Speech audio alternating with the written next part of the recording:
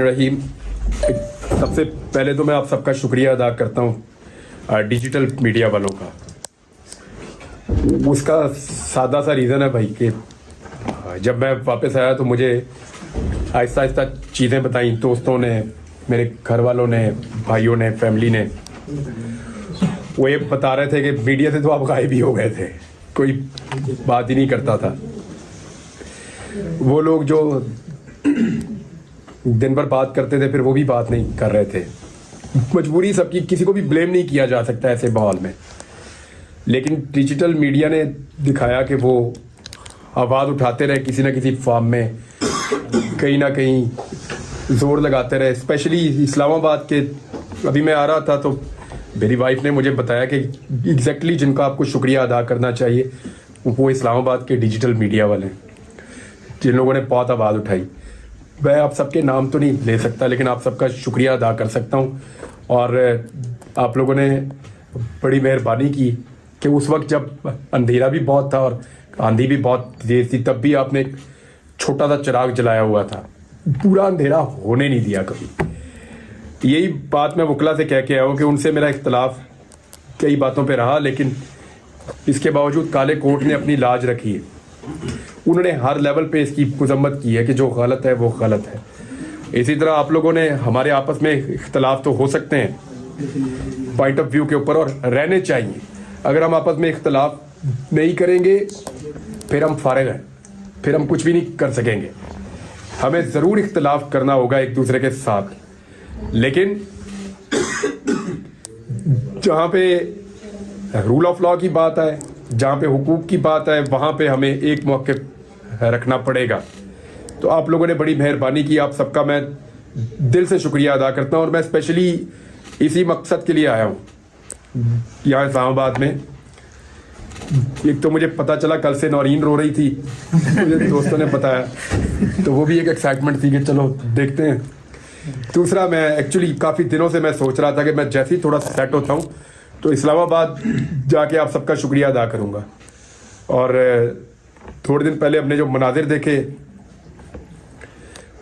ख़वातीन और बच्चों के साथ, जो पुलिस ने टॉर्चर किया इस्लामाबाद में, वो मुझे लगा कि उनका हाल भी देखना चाहिए जाके। फिर मैंने वहाँ जाना भी मुनासिब समझा। वहाँ भी मैं गया, रजी भाई लेकर गए, सजीद जान, बाकी दोस्त साथ से। बहुत शुक्रिया आप लोगों का। Once again thank you very much. कुछ आप पूछना चाहें? सर मेरा एक सवाल है, आपकी जुबान में लुकनत आ गई है सर, इसकी वजूहात बयान करें। आपके साथ जेल में क्या हुआ था, इसका जवाब हमें आज तक। ये तो मुझे भी नहीं समझ आई यार। डॉक्टर अलग अलग बातें बताते हैं और अलग अलग किस्म के इलाज भी बताते हैं। ये लुकनत अब नहीं है, ये रजी जानते हैं ये कितना ज़्यादा प्रॉब्लम था। अब तो बिल्कुल मैं अगर जितना आहिस्ता डाउन बोलता हूँ, और ये नहीं, मैं कुरान पाक पढ़ने में नहीं है मुझे प्रॉब्लम, और मैं चाहे 2, 4, 5 सूरतें भी पढ़ दूँ एक साथ, कोई प्रॉब्लम नहीं है। जेल में तो नहीं ऐसा कुछ? बच्चों के साथ बोलने में हमने महसूस किया कि वहाँ पे भी कम है। मेरी फैमिली बता रही है जब बच्चों के साथ आप खेलते हैं या बातें करते हैं वहाँ पे बहुत ही ख़त्म हो जाती है ऑलमोस्ट। तो ये आहिस्ता आहिस्ता ग्रेजुअली इम्प्रूव हो रही है। मुझे आइडिया नहीं था कि ये इस तरह से है, शायद मुझे खुद भी नहीं पता था।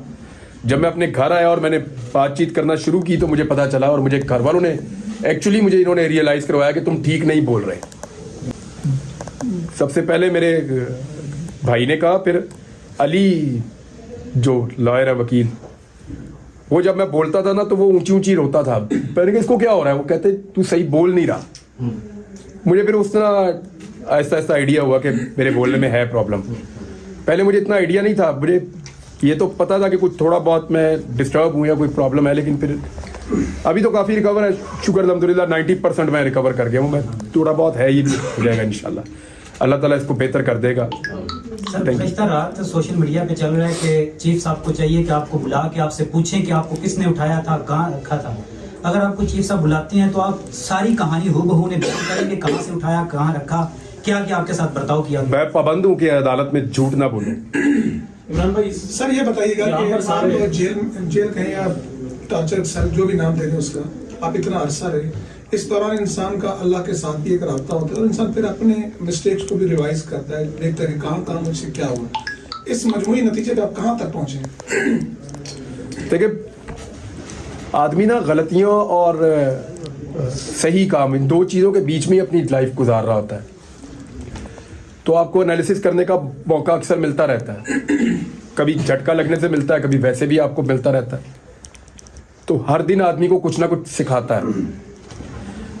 पहले भी ऐसे ही था, यानी ये जो मैंने एक मामले पे आज भी माजरत की, ऐसा नहीं है कि मैंने कैद होने से पहले नहीं की थी, पहले भी की थी। जब हम बलूचिस्तान गए थे तो रजी भाई को याद है, मैंने वहाँ पे भी ये माजरत की थी उनसे कि उस वक्त, और वो भी ऐसा नहीं है कि ये सोच के किया हो कभी कि इसमें कोई लालच या खौफ का अंसर नहीं, तब वो ठीक लगता था। लेकिन आपको रोज़ाना नए हकायक पता चलते हैं। वो बकौल सदीक जान, आपकी आंखें खुलती हैं, पूरी कौम की खुल गई आंखें, वो तो ये कह रहा था। तो वो बात ठीक है, आंखों का ऑपरेशन। तो आपको जब नई चीज़ पता चलती है, आप नई चीज़ सीखते हैं। तो इसमें मैंने कई चीज़ों के ऊपर सीखा है, लेकिन सबसे जो बड़ी चीज़ है वो तन्हाई में आपको अल्लाह ताला बहुत कुछ ऐसा सिखाता है जो आपको वैसे कभी मौका नहीं मिलता। ये बात आपकी ठीक है, बिल्कुल ठीक बात है।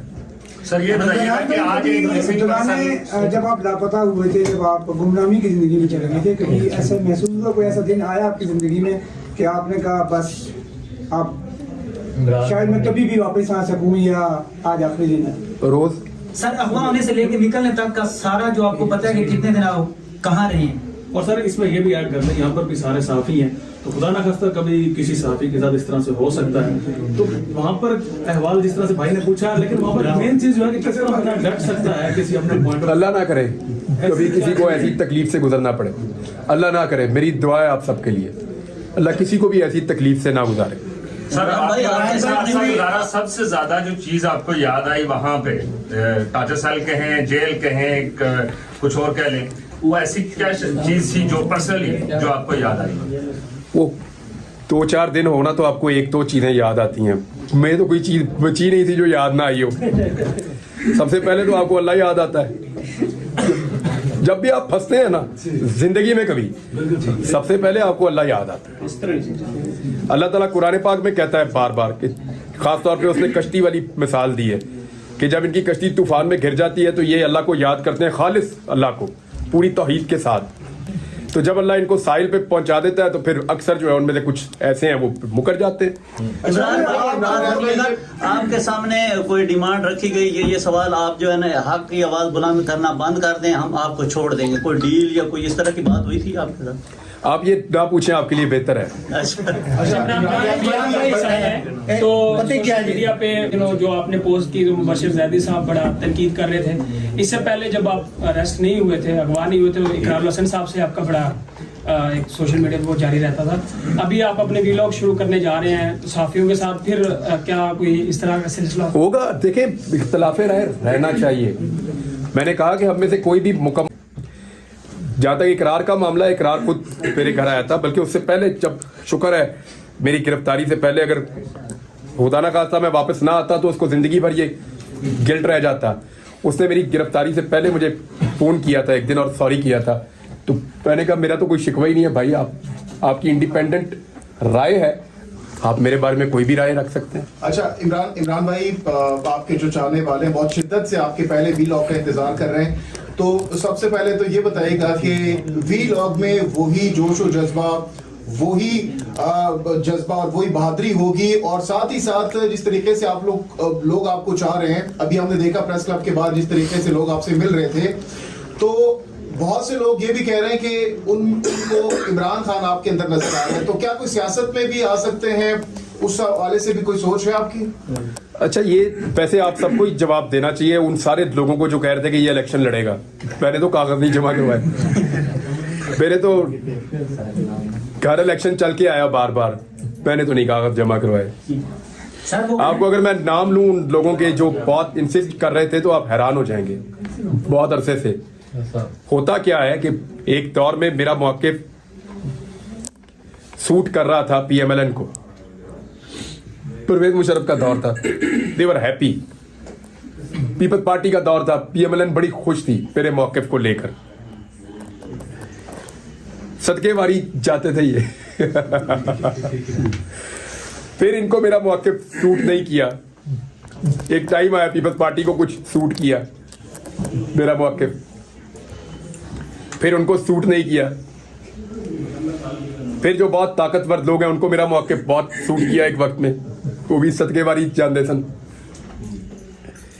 अब पीटीआई को सूट कर रहा है मेरा मौक़िफ़, ताकतवर अब भी कल इनको भी हो सकता है सूट ना करे, मुमकिन है। तो ये तो चलता रहता है।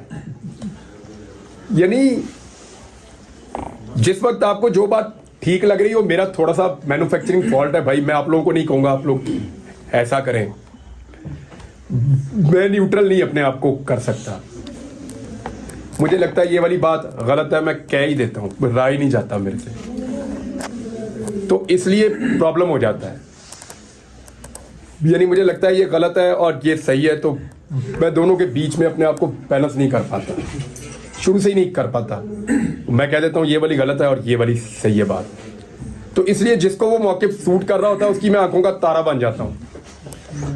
ऐसी ही जिंदगी गुजरी है, आप सारे गवाह हैं। अभी ये हो सकता है कल को वक्त क्या करवट ले, आज जो मेरा मौक़िफ़ है वो एक और सियासी जमात को सूट कर रहा है, हो सकता है कल उन्हें ना करे। और मैंने सियासत में आने का कोई फैसला नहीं किया। जब करूंगा आप सबको इकट्ठा करके ऐसे अनाउंस करूंगा कि भाई अब मैं सियासत में जा रहा हूं और मैं करना चाहता हूं, और उसको भी खुल के करूंगा, ऐसे ही दबी दबी किस्म की नहीं करूंगा, खुल गुला के करूंगा।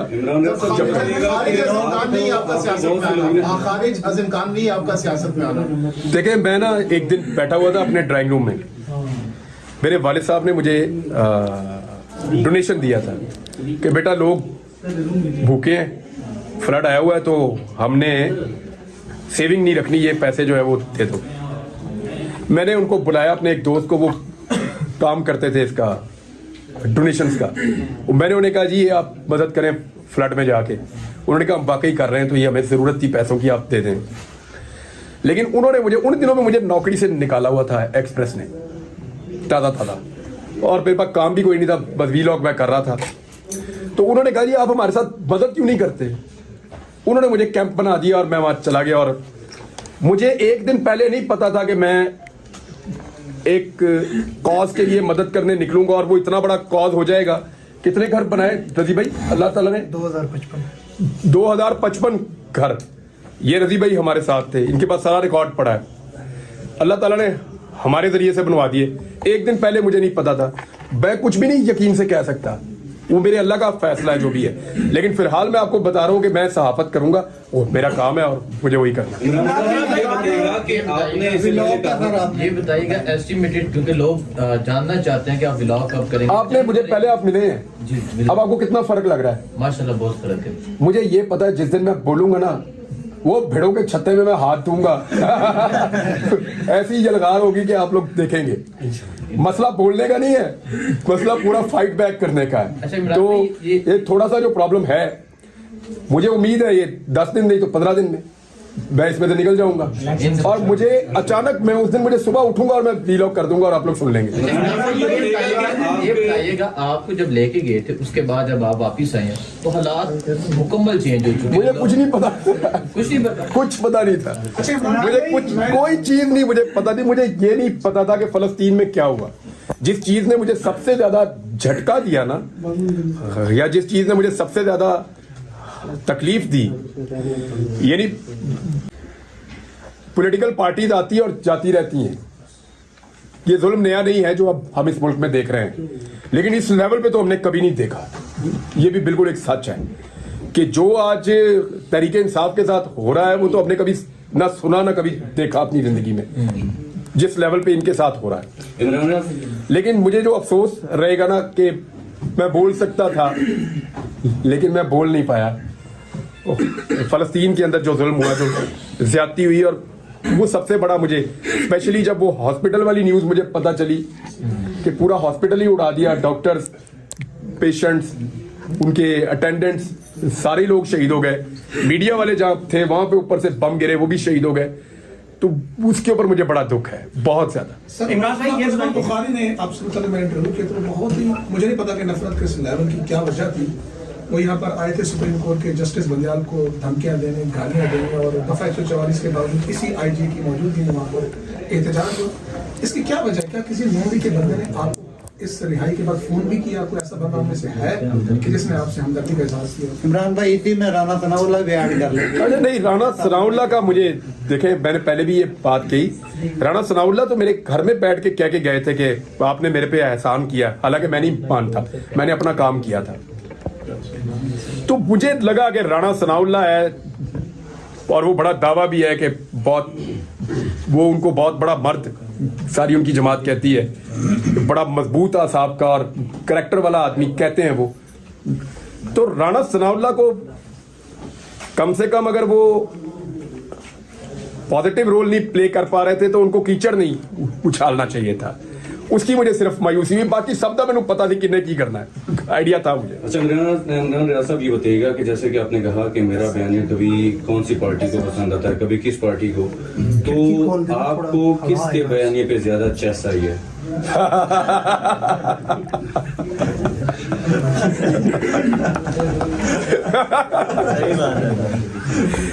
यार मुझे ना अपना काम पसंद ही बहुत है, मैंने इसको बड़ा ही इंजॉय किया। अगर आपको ये काम पसंद है ना तो इसको करते रहना। डिजिटल मीडिया में वही आते हैं जिनको ये काम पसंद है। ये तनख्वाह तो यहाँ मिलती नहीं है, आप अपने दिल से आते हैं, पहले धक्के खाते हैं, जोर लगाते हैं, खबरें इकट्ठी करने की कोशिश, कभी इधर भाग कभी उधर भाग। ये सारे तो जुनूनी और शौकीन लोगों का काम है जो डिजिटल मीडिया में आए हैं। इनका पैशन भी हमारे इलेक्ट्रॉनिक या प्रिंट मीडिया के लोगों से ज्यादा है। तो मुझे तो अपने काम में ही बड़ी चस आई है जैसे आप लोगों को सबको आ रही है। सहाफ़ती तंजीमों के किरदार के ऊपर आपको लेकर जब आपको गुमशुदा किया गया, लापता किया गया, सहाफ़ती तंजीमें डेफिनेटली सहाफ़ती तंजीमों का एक किरदार रहा है हमेशा से लोगों के लिए, वो दावे करती हैं कि हम बाहर निकलती हैं, लेकिन आपने आपके मुद्दे को लेकर सहाफ़ती तंजीमों का जो किरदार आप तक पहुंचाया गया जब आप वापस आए या आप तक खबरें पहुंची, उसको किस तरह से लिखते हैं? देखिए, मैं एक चीज तो आपको क्लियरली कह दूं कि मुझे गिला नहीं है किसी से। अगर किसी ने मेरे पे कीचड़ उछाला या किसी ने को गलत तरीके से पोर्ट्रे किया, उससे है मुझे प्रॉब्लम। यानी तलत हुसैन ने कहा कि मैं खुद ही चला गया हूं और खुद ही आ गया हूं। क्यों भाई? तलत हुसैन ने कहा, उनको कहां से ये बात पता चली? या उनको मैंने तो नहीं ये बात कही, तलत हुसैन को खुद ही चला गया खुद ही आ गया, वो तो ये उन्होंने क्लेम कर दिया। यहां मेरा गिला बनता है, जो नहीं बोल पाया उससे क्या गिला करें, मजबूरी होगी कोई। सर ये शायद हकान अब्बासी जिनका आपने दफा इंटरव्यू भी लिया था, एक दफा नहीं 2-3 दफा लिया, 2-3 दफा उन्होंने कहा वो आपको जानते ही नहीं। बनता भी यही था। इमरान भाई बताइए कि हमने जब ये आप तो गुमशुदा जिंदगी में चले गए, हमने हुकूमत से बारहा पूछा, वजीर आजम उनके जितने नुमाइंदे थे वो कहते थे हमें तो पता नहीं, क्या आप समझते हैं उनको पता नहीं था? और दूसरा मैं समझता हूँ कि जवाब देते थे, मैं समझता हूँ कि उनको नहीं पता। टक्कर का सहाफी था, जरा इनसे पूछिए कहाँ होगा, ये भी कहते थे साहब। तो भाईजान वो अगर कहते थे उनको नहीं पता तो मैं उन पर यकीन करता हूँ, बाकी नहीं पता होगा। आपके वक्त का मैं कायल हूं, कम से कम मैं आपके व्लॉग्स बड़े रेगुलर सुनता था, और 17 जुलाई 2022 को जो इंतखाबात हुए थे, आपने कहा था कि हर तरफ से सर्वे हो रहे थे, वो हुकूमत में भी थे, पावरफुल भी थे, कहते थे 1 सीट 2 सीटें पीटीआई जीतेगी। एग्जैक्टली ऐसा ही मैंने कहा था कि ये 15 से ऊपर चले जाएंगे। बिल्कुल ऐसे ही एग्जैक्टली वही हुआ था। अभी ये बताइए जो इस टाइम की यानी कि सिचुएशन है, ताकतवर मजीद ताकत में है, तो अब ये फिर उसी तरीके की रिगिंग करने की कोशिश करेंगे जो प्री पोल रिगिंग स्टार्ट भी हो चुकी हुई है। अब आप बताएं अपना वो ओपिनियन दें, क्योंकि अब आप फील्ड में मैं आपको एक खबर दे देता हूं कि नवाज शरीफ के लिए अच्छी खबर नहीं है। इमरान खान के हवाले से भी एक कमेंट देखिए, उनका अभी मुबहम है, मैं कुछ कह नहीं सकता, मेरे पास कोई इतनी क्लियर खबर नहीं है, लेकिन नवाज शरीफ के लिए अच्छी खबर नहीं है। इंफॉर्मेशन की बुनियाद पे मैं आपको कह रहा हूँ।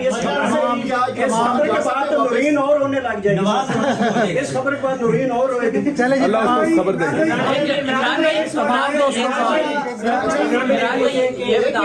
एक मुश्किल सूरत हाल से आप गुजर कर वापिस आ गए और अब आप ये कह रहे हैं कि मैं दोबारा से अपने रिदम के साथ अपने व्लॉग भी, अपना जो मौक़िफ़ था वो भी शुरू करूंगा।